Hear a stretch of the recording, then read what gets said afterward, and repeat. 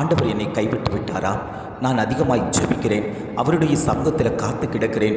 ஆனாலும் என்னுடைய காரியத்தில் ஒரு மாற்றம் வரவில்லையே, என்னுடைய ஜெபத்திற்கு பதில் வரவில்லையே, என்னுடைய ஜெபத்தை எல்லாம் ஆண்டவர் கேட்டு விட்டாரா என்று தெரியவில்லையே, அவர் என்னை கைவிட்டது மாதிரி இருக்கிறதே என்று எத்தனை பேர் கண்ணீரோடு தேவ சமூகத்தில் கண்ணீர் வடித்து கொண்டிருக்கிறீர்களோ அவர்களை பார்த்து ஆண்டவர் சொல்கிறார், நான் உங்களை ஒருபோதும் கைவிடுவது இல்லை, நான் உங்களை ஒருபோதும் விட்டு விடுவதும் இல்லை, நான் உங்களை மறப்பதும் இல்லை என்று ஆண்டவர் இன்றைய காலைப்பொழுதில் வாக்கு கொடுக்கிறார்.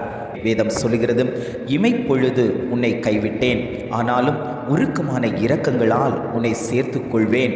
இமைப்பொழுது என்பது நம்முடைய கண் ஒரு சிமிட்டுவது தான் இமைப்பொழுது. அந்த இமைப்பொழுதுல தான் உன்னை நான் கைவிட்டேன், ஆனாலும் உன்னுடைய அந்த இரக்கங்களினால உன்னை நான் சேர்த்து கொள்வேன் என்று ஆண்டவர் பதில் தருகிறார்.